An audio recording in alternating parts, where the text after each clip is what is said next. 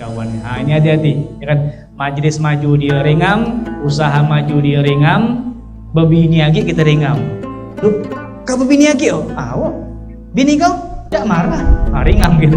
Dapat nikmat dari Allah. Ya kan? Niat kita kan kapan dia kawin, lain ini tidak pegak bini yang pertama tadi nyumbang.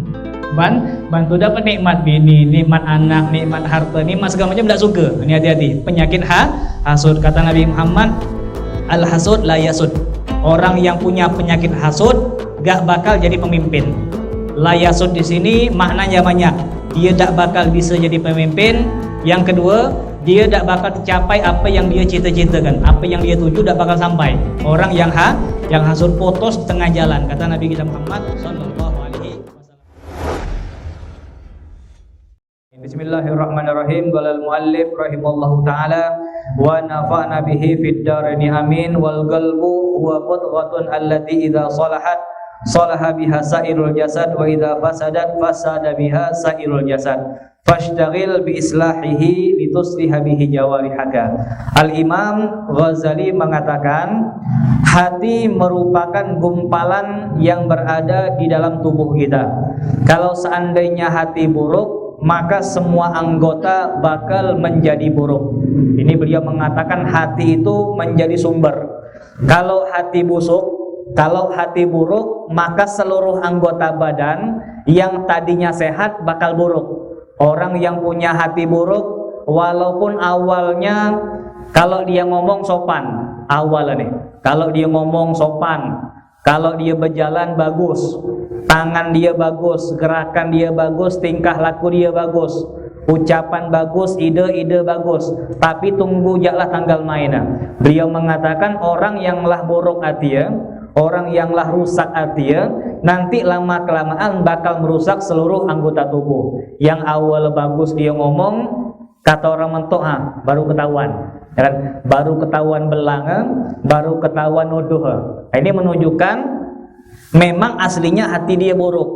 Cuman gara-gara ini, gara-gara itu dia berlaku sopan, dia mungkin punya niat-niat yang lain, punya tujuan-tujuan yang lain, ucapan dia bagus sementara, akhlak dia bagus sementara, ibadah dia bagus sementara, yang tadinya rajin ke masjid itu hanya sementara, nanti ujung-ujungnya bakal dibuktikan, kata Imam Ghazali, kalau memang hati dia buruk, tunggu jaklah waktu, ibadah dia bakal stop, ibadah dia bakal hilang, tingkah laku dia bakal berubah, ucapan dia bakal berubah. Yang ngerubah tingkah laku tadi, yang ngerubah dulu dia rajin jadi tidak rajin apa, yang ngerubah hati tadi, kata Imam Ghazali. Kalau hatilah rusak, bakal merusak yang lain. Namun sebaliknya, kalau seandainya ada orang yang punya tingkah laku buruk, tingkah laku dia buruk, ngomong dia kotor, ngomong dia nyarut atau mentok, ngomong dia kasar, ngomong dia tidak sopan,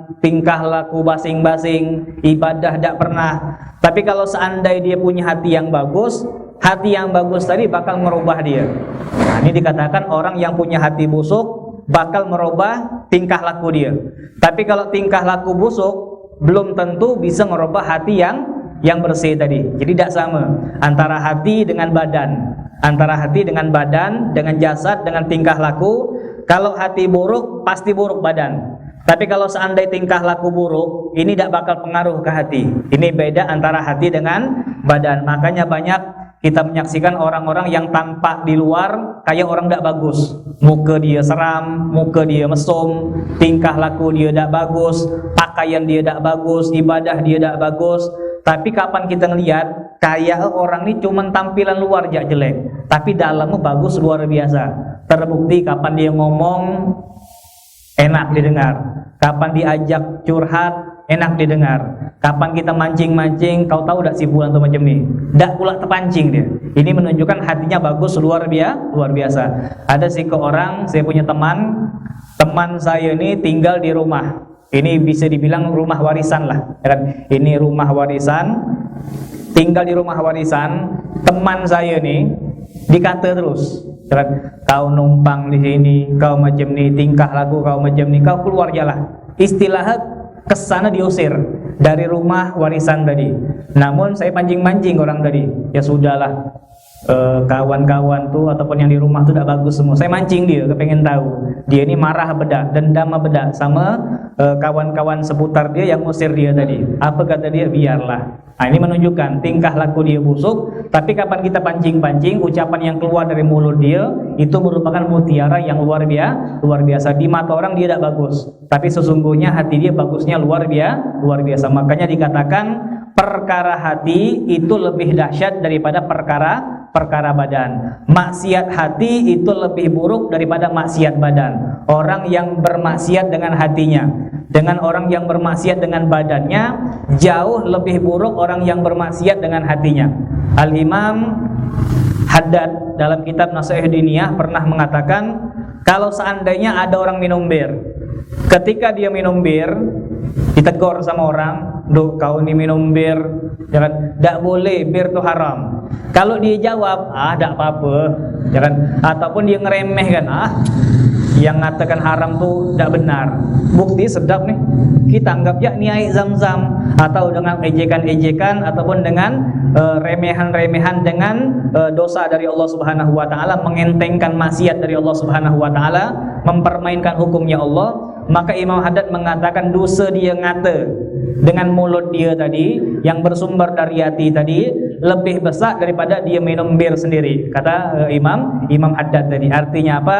Kalau maaf bahasa kasar, orang kalau nak maksiat ya lah, jangan sampai dia tersebut tentang ataupun segala sesuatu yang bunyinya meremehkan hukum-hukum Allah Subhanahu wa taala. Tapi bukan berarti saya nyuruh antum bermaksiat, bukan. Masih mending orang yang bermaksiat tapi dia diam. Dia menyadari bahwasanya ini buruk dan dia mengakui dia belum bisa meninggalkan hal ini. Itu jauh lebih bagus daripada orang yang minum ngomongnya ini, ngomongnya kayak gitu, belum tentu. Kita minum tapi kita macam nih. Yang di sana yang sering di masjid, yang sering di majelis, tidak pernah minum, jangan-jangan orang macam ni. Ini jangan ucapan-ucapan tadi membandingkan, salah mengategorikan dari khamr tadi ataupun memutar-mutar ucapan dengan mulut dia, itu jauh lebih buruk daripada kata Imam Haddad. Nah, perkara hati itu lebih dahsyat daripada perkara badan. Makanya kalau kita melihat sejarah, jarang kita melihat salaf kita, wabil khusus para habaib, mereka punya gerakan-gerakan berbeda dengan orang-orang zaman sekarang. Kalau orang-orang zaman sekarang ataupun anak-anak muda ataupun ulama-ulama di zaman sekarang, mereka banyak gerakan-gerakan, gerakan ini, gerakan itu, nanti bikin segala macam. Namun kalau kita memperhatikan para habaib kita, kebanyakan di antara mereka tidak ada berbuat apalah, diam, tidak ada gerakan apalah. Istilah kalau kita tidak ada heboh-heboh ke majelis, dia cara dia lah, diam, tidak dipandang sama orang, kesan kayak orang biasa, tapi ternyata wali min auliyaillah, termasuk wali-walinya Allah Subhanahu wa taala. Ngapa orang bisa jadi wali padahal tidak ada apalah yang diperbuat sama orang, tidak ada kelihatan dia itu orang luar biasa, diam je lah. Nah, ini yang bermain bukan badan orang, yang bermain bukan bibir orang, tapi yang bermain adalah hati orang. Niat bagus, nengok kapan tetangga miskin, ya Allah, kalau ku banyak duit naklah ku beri ya. Niat bermain terus, hati bermain terus. Ini ulama-ulama kita ataupun habaib kita, bukan berarti yang bergerak salah, bukan. Tapi ini dikatakan mereka menjadi wali-walinya Allah Subhanahu wa taala, walaupun mereka diam, tetapi hati mereka yang bergerak. Banyak husnuzon, banyak segala macam. Nah, ini yang kita harapkan. Kalau antum pergi majelis, antum pergi maulid, walaupun badan kita diam, tidak ada bergerak apalah, tapi usahakan hati kita main. Ya Allah, mudah-mudahan berkat majelis ini dosa-dosa orang tuaku diampunkan. Ya Allah, mudah-mudahan berkat majelis ini kampungku dijaga dari bala. Ya Allah, mudah-mudahan berkat majelis ini sifatku yang buruk yang macam ini kau hilangkan. Ini hati bermain terus. Kapan nengok di majelis yang lain peci bagus semua, antum jangan oleh peci bagus semua, berbegak di siko yang kau yang ngerabak. Ya Allah, jangan nanti pulang majelis nak kuberi lah. Nah, ini contoh hati dia bermain. Atau dia tidak ada punya duit, dia sedih. Ya Allah, kalau aku punya duit kuberi dia peci. Nah, ini hati dia bermain. Beda dengan orang-orang yang alang keburuk peci orang tu. Nah, ini dikatakan hati dia tidak bermain. Maka dikatakan Allah bukan memandang zahir jalan, tapi hati kita ini yang hadir di majelis ini dipandang sama Allah Subhanahu wa taala. Bahkan kata Imam Haddad, rahmat yang turun di majelis-majelis termasuk majelis ilmu itu seperti hujan, yang mana hujan tersebut turunnya bukan ke badan kita, bukan ke kepala, bukan. Beda dengan wudu. Kalau wudu nyiram kepala, kena kepala, nyiram tangan, kena tangan. Tapi kata Imam Haddad, hujan yang turun di majelis ilmu itu lebatnya luar biasa, tapi badan kita tidak kena, yang kena hati kita. Dan menuju ke hati kita. Ngapa? Allah tahu itu jauh lebih penting untuk disiram, untuk dibersihkan. Maka Imam Haddad mengatakan majelis ilmu itu turun, rahmatnya kayak hujan lebat, bukan ke kepala kita, bukan ke badan kita, tapi langsung menuju ke hati kita. Maka berapa banyak kita saksikan orang-orang yang rutin majelis terus menghadiri pengajian-pengajian, lama-lama hati ini bakal bagus. Nah, mudah-mudahan kita nih, ya kan, insya Allah kita punya hati yang bagus. Kapan nanti satu saat naudzubillah dapat cobaan, dapat segala macam, insya Allah hati kita kuat. Dan kapan kita bertemu dengan Allah Subhanahu Wa Taala di akhir umur kita, ketika godaan syaitan luar biasa, mudah-mudahan hati kita tetap diteguhkan oleh Allah Subhanahu Wa Taala. Amin ya rabbal alamin. I'lam anna sifatil madhmumata fil qalbi katsiratun. Kata Imam Ghazali, ketahuilah sesungguhnya sifat-sifat yang buruk yang ada pada hati itu sangat banyak. Kalau kita ngelihat penyakit badan banyak beda kira-kira. Penyakit kepala, kira-kira di kepala kita ini ada berapa jenis penyakit kira-kira? Pening, apa gitu? Tumpak, ingus, lah kan? Batuk di kepala semua. Lom mata, lom rabun, lom katarak, belum kanker otak, belum saraf berpindah-pindah, saraf kejepit, belum segala macam. Ini baru yang ada di kepala gitu nih. Belum sakit gigi, kapan nengok kawan rasa kayak nengok Abu Jahal. Kalau sakit gigi, makanya kalau antum ketemu kawan ngerengut, jangan berburuk sangka, oh sakit gigi, ya kan? Besok ngerengut lagi sakit gigi, besok ngerengut lagi break konstan. Nah, kayak kau ini parah sakit gigi. Setiap ketemu nak lagi terus kayak. Nah, ini dikatakan jangan sampai kita berburuk sangka, mungkin dia sakit gigi, mungkin segala macam. Memang benar orang yang sakit gigi itu nak kita ajak bergurau, tidak bakal mempan. Itu dikatakan sakit gigi. Di kepala aja jenis penyakit bermacam-macam, belum di darah, belum segala macam, belum di pernapasan kita, belum di bagian badan kita, lebih parah lagi jantung, lom, lepra, belum segala macam lah. Itu baru penyakit yang ada pada badan kita. Nah, kata Imam Ghazali, sebenarnya penyakit yang ada pada badan itu sangat-sangat sedikit. Makanya kalau kita melihat sejarah Sayyidina Abu Bakar, Sayyidina Utsman, Sayyidina Ali, dikatakan mereka di zaman sahabat Nabi kita Muhammad jarang mereka mencantumkan penyakit apa. Sayyidina Abu Bakar sakit, tapi jarang mencantumkan Sayyidina Abu Bakar sakit kaki, sakit pinggang, ataupun ini jarang. Kenapa? Mereka memandang remeh. Penyakit badan itu penyakit yang remeh, jumlahnya pun sedikit kata mereka. Makanya jarang mereka mencantumkan Sayyidina Abu Bakar sakit ini. Beda dengan orang zaman sekarang. Kalau orang zaman sekarang diteliti, sakit apa? Sakit nama aja bahasa Inggris, pening gitu. Dok, saya ini sakit apa, Dok? Dicek TG tak ada, ini tak ada. Oh, sakitnya shush. Oh, halang sara nama. Ini dikatakan jenis penyakit kayak gini, ulama-ulama mengikuti Sayyidina Abu Bakar jarang. Mereka ngurusin jenis-jenis penyakit kayak gini. Nah, kalau kita bayangkan penyakit badan ya banyak luar biasa. Maka Imam Ghazali mengatakan kalau seandainya penyakit badan, lom, segala macam di zaman sekarang banyak luar biasa, tetap kalau dibandingkan dengan penyakit hati yang kecil macam dibentuk kan, agak banyak jumlah penyakit hati. Penyakit hati itu bermacam-macam. Ada tidak senang sama orang, ada yang angin-angin, kadang-kadang senang, kadang-kadang tidak senang, lain pula nama. Ini dikatakan ada yang iri, ada yang dendam bisa terbagi. Nah, ini dikatakan bentuk penyakit hati itu bermacam-macam. Wa tariqut tadhhiril qalbi min radailiha qawilatun. Kata Imam Ghazali, dan jalan ataupun cara untuk mensucikan hati itu panjangnya luar biasa, lamanya luar biasa. Kita nak bersihkan hati ini lama luar biasa. Tidak kayak kita nyembuhkan badan. Bayangkanlah orang yang sakit jantung. Orang yang sakit jantung nak nyembuhkan jantung tadi sadar tak kira-kira? Orang yang kena gula, orang yang kena gagal ginjal, kira-kira nak sembuh tadi lama beda? Apa dokter beri obat langsung sembuh besok? Ada. butuh sebulan, butuh 2 bulan itu penyakit badan. Makanya kata Imam Ghazali, hati yang sakit itu tidak bisa langsung hilang, tidak bisa. Itu repotnya luar biasa, perlu ditempah. Makanya majelis ilmu itu sikit bersihkan hati kita. Tidak bisa orang pulang majelis langsung jadi wali, langsung bersih, tidak bisa. Sedikit ribetnya luar biasa, banyaknya luar biasa. Makanya kata Imam Ghazali, repot untuk membersihkan hati. Belum bisa. Orang yang punya hati kotor, dia baca Quran Bismillahirrahmanirrahim sejus, habis dia baca sejus, apakah lah bersih hati dia? Belum tentu.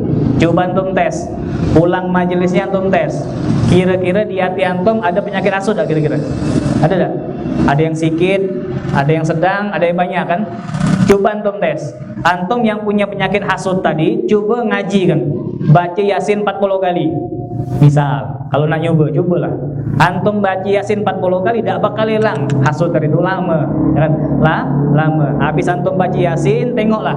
Kira-kira kawan antum, kalau dia punya usaha maju, yang kemarin kita sumpah, kira-kira suka beda. Kita punya musuh nih, punya kawan, nyebut kawan tapi pemusuh. Kapan dia buka usaha maju, kita rengam. Kapan pernikahan dia macam ni, kita rengam. Kapan dia dapat anak bagus, kita rengam. Kapan dia macam ni, kita rengam. Kapan dia maju, kita rengam. Nah, sifat yang rengam tadi coba kita ngaji. Kalau kita nak tahu, kita ngajilah 10 juz. Setelah ngaji 10 juz, kira-kira penyakit yang busuk tadi itu hilang beda? Tidak semua. Dan kata Imam Ghazali, makanya beliau mengatakan jalan untuk membersihkan hati tersebut itu sangat lama dan sangat panjang, butuh kesabaran yang luar biasa. Wasabilul ilaji fiha ghamid. Dan untuk menjalani cara-cara ataupun tahapan-tahapan dalam mensucikan hati itu ghamid. Ghamid itu rumit. Nah, mirip-mirip lah bahasa. Untuk orang yang tailor mirip ya. Rumit. Nah, rumit itu rumit.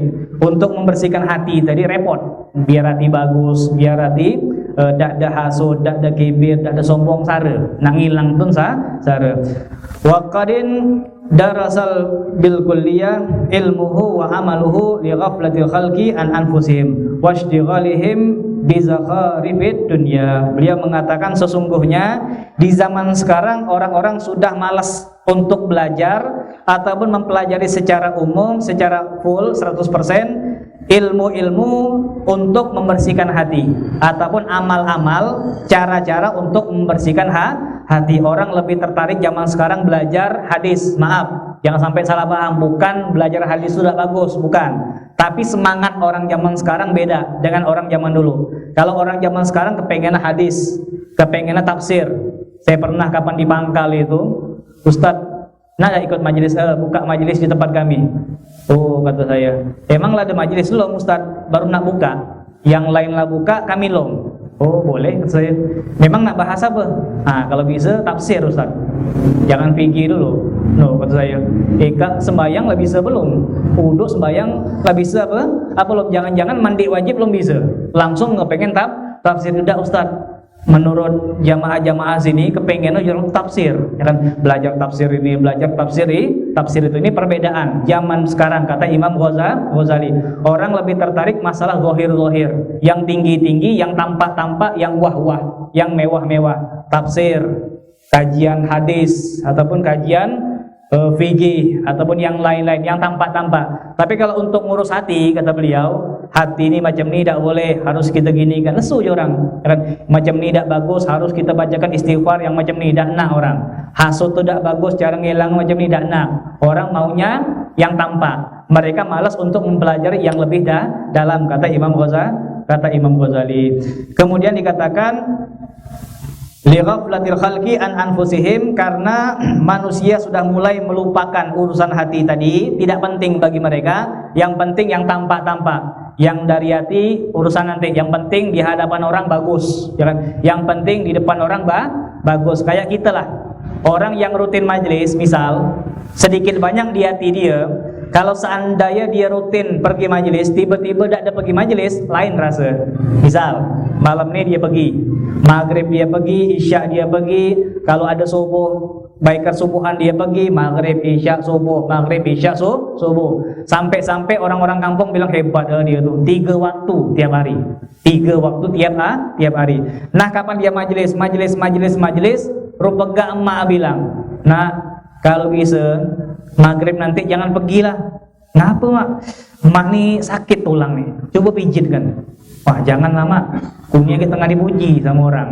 Ya kan istilah orang lagi menghebohkan namaku, tidak pernah absen. Tiba-tiba habis orang ngomong, ku langsung absen. Kata orang kena N, ya.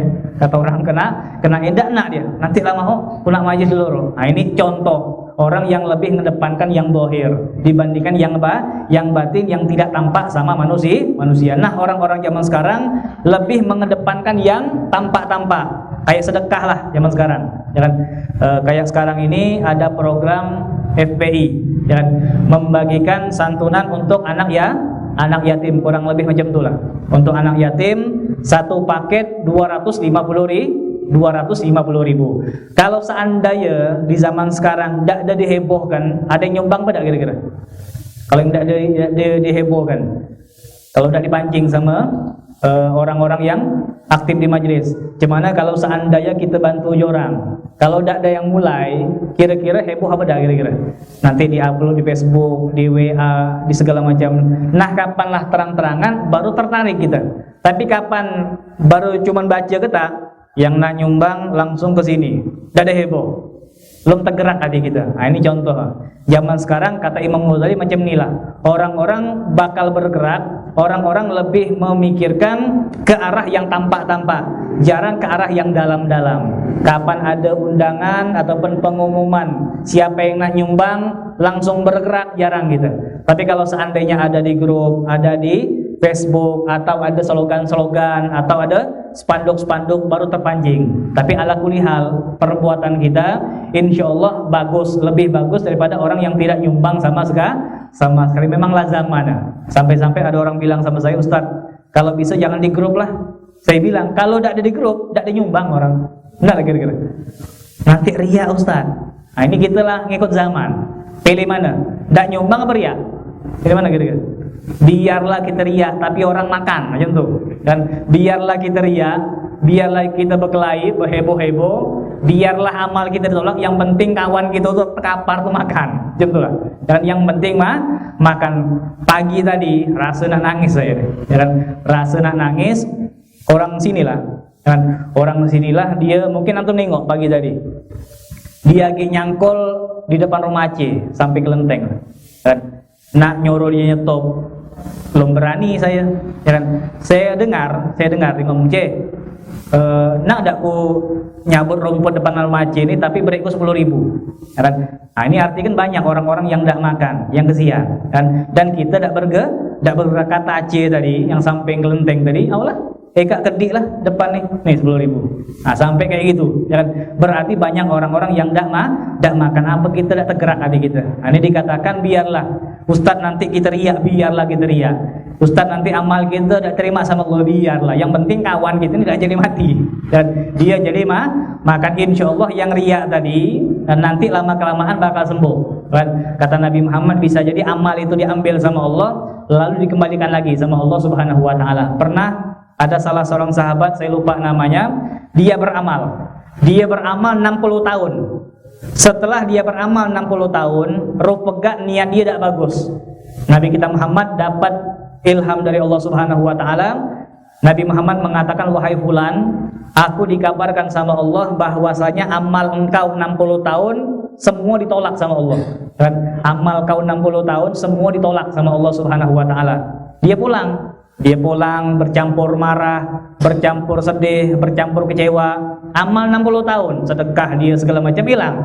Besok pagi datang Nabi kita Muhammad, wahai fulan, Allah bilang amal kau yang 60 tahun yang kemarin ditarik sama Allah, lari pulang lagi sama Allah. Memang kau ngapa?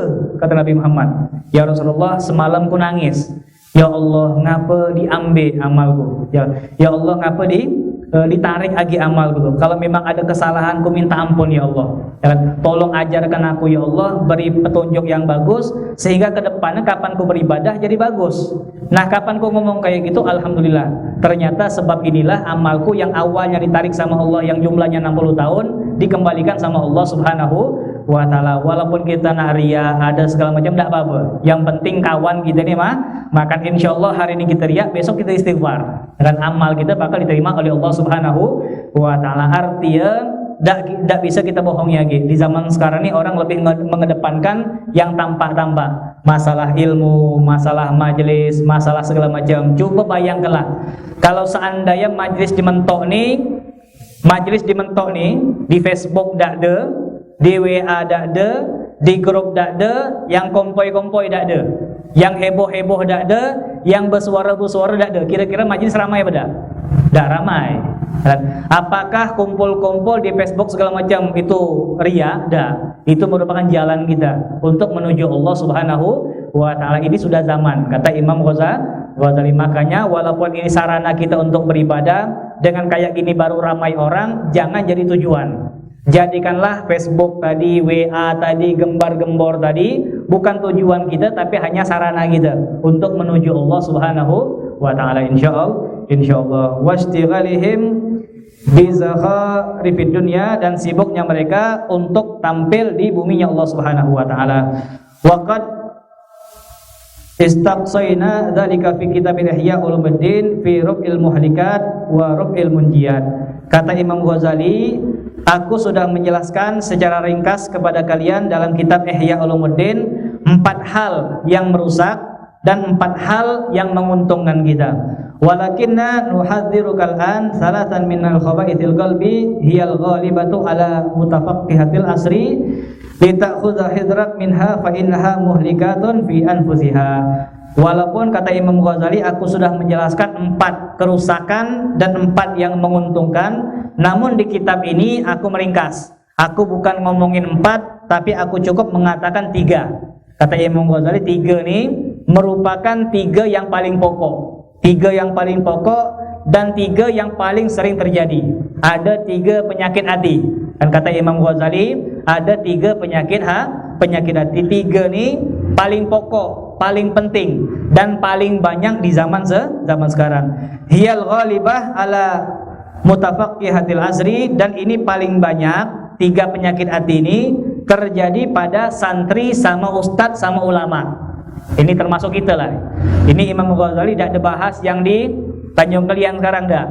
Yang dikatakan sama Imam Ghazali, ini biasa 3 penyakit hati ini ada di santri atau anggota majelis atau ustadz-ustadz atau ulama-ulama. Jadi yang dikatakan sama Imam Ghazali, penyakit 3 ini ada di kalangan orang-orang yang baik, ahli majelis, santri-santri, ustadz-ustadz, ulama-ulama.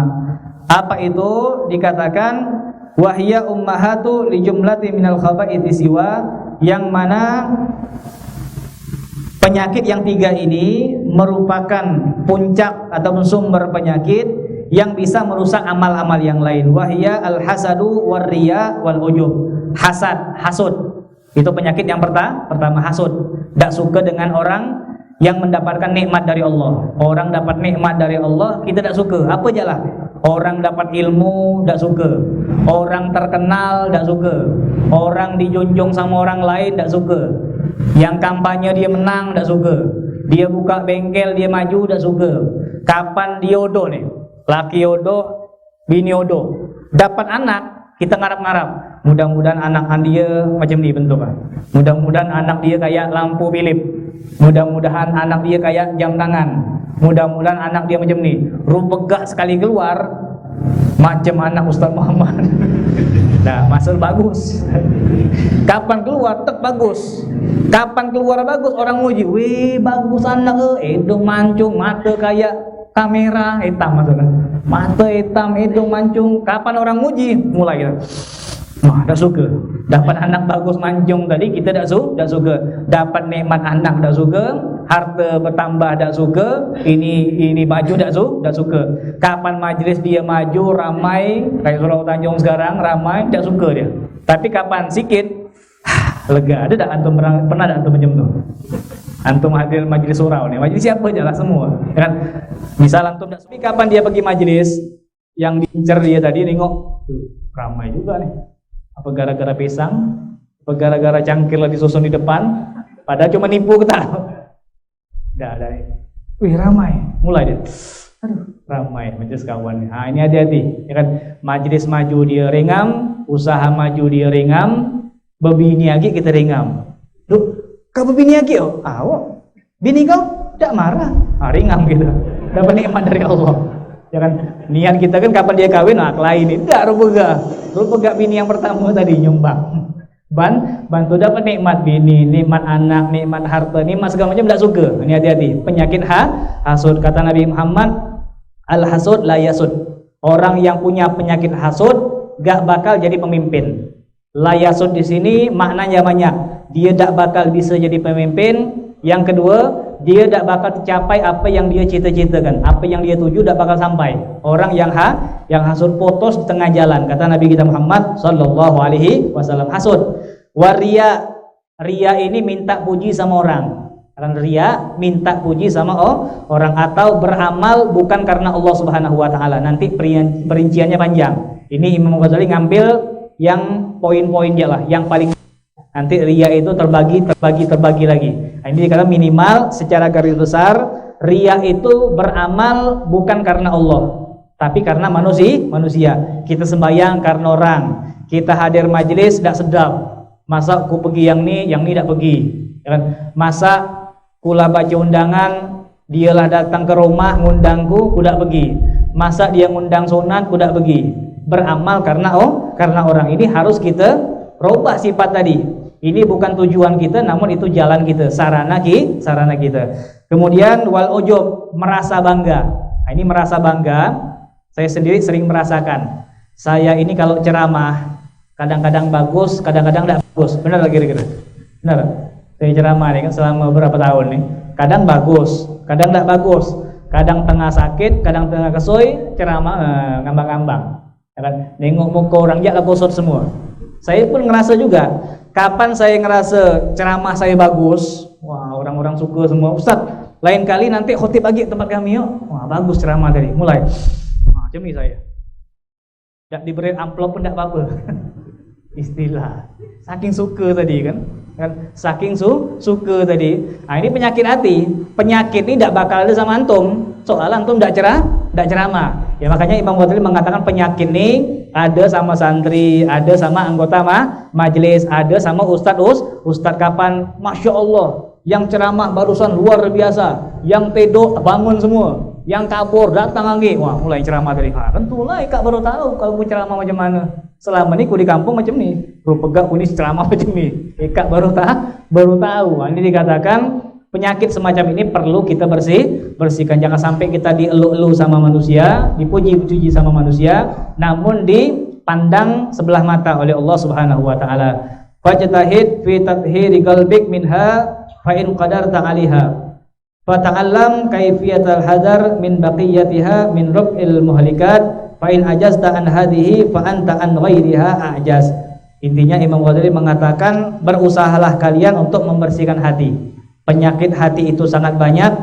Kalau seandainya kalian berat untuk membersihkan seluruh penyakit hati, minimal kalian belajar untuk membersihkan dari yang 4 tadi. 3 yang kita jelaskan. 4 ini kalau bisa kita bersihkan. Kalau yang lain belum bisa, belum tahu, biarlah. Yang penting 4 ini dulu, kata Imam Ghazali. Namun kalau seandainya dengan yang 4 ini saja kalian tidak mau, kalian tidak mampu, maka mustahil kalian bakal bisa membersihkan penyakit-penyakit yang lain, kata Imam Ghazali. Fala tadunnanna annahu taslamu laka niyatun salihah fi ta'allumil ilmi wa fi qalbika syai'un minal hasadi war riya'i wal ujub. Kata Imam Ghazali, jangan ikak nyangke, ikaklah hadir majelis, ikak pasang niat bagus, lantas kapan ikak masang niat yang bagus itu dengan sendirinya bisa membersihkan hati? Belum tentu. Kata Imam Ghazali, jangan nyangke, ikaklah majelis, ikak bilang, ya Allah, kuni datang untuk mencari ridho Allah, untuk mencari ilmu Nabi Muhammad, untuk menghilangkan kebodohan, untuk ini, untuk itu. Jangan kalian nyangke, Ekaklah berniat yang banyak, yang bagus, itu bisa menghilangkan penyakit hati. Loh, ya kan? Sare minta ampun, kata Imam Ghazali, jangan kalian tertipu, niat yang soleh tadi bisa menutupi keburukan-keburukan kalian. Faqad qala Rasulullah sallallahu alaihi wasallam, karena Rasulullah sudah bersabda, salasun muhlikat, ada 3 hal yang bisa menghancurkan kalian. Syuhun mutoh, medit yang diikuti, mutoh, dan pelit yang diikuti. Pada dasarnya hawa nafsu itu ngajak kita pelit. Hawa nafsu kita badan kita, hati kita sebenarnya ngajak kita ini pelit. Perhatikanlah, kalau kita nak ke masjid, kira-kira hati kita bilang macam mana? Hati-hati, jangan terbawa duit besar age, nanti salah taruh. Hati-hati kalau ke majelis, mobil khusus majelis Ustadz Muhammad, jangan banyak-banyak bawa duit. Soal beliau pernah mengatakan, ayo yang berani mengeluarkan yang di kantong, keluarkan sekarang. Kalau kau bawa banyak, hilang semua. Tapi kalau kau bawa sedikit, Ustadz, sayang Ustadz cuma bawa 100.000.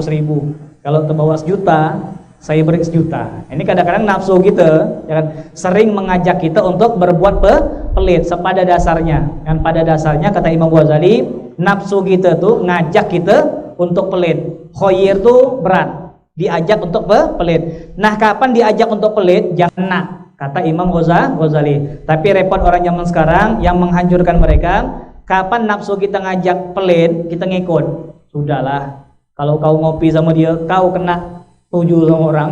Soal kau orang nengok, kau lah yang paling kaya, ya kan?